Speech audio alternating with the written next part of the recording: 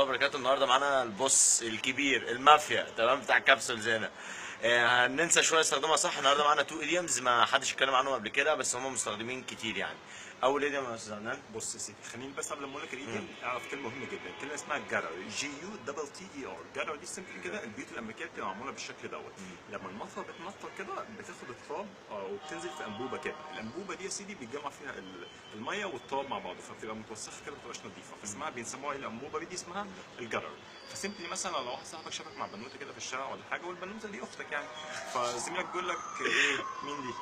فقلت له كمان بالي get your mind out of the gutter، يعني ما يبقاش تفكيرك شمال. يعني يبقى هو الايديوم your mind is in the gutter، تفكيرك شمال.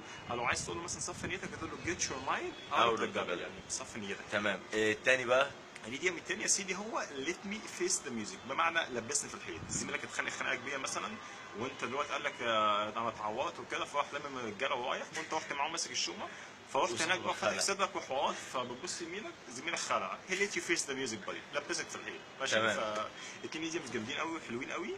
وعلى فكره موضوع الايديومز ان جنرال بيخلي يعني الامريكان كده يحبوك قوي، يعني فاهم ثقافتهم، فاهم الدنيا ماشيه ازاي يعني. بالظبط. اتمنى يكون في التوكل. اتعلم ايديومز بس. السلام عليكم.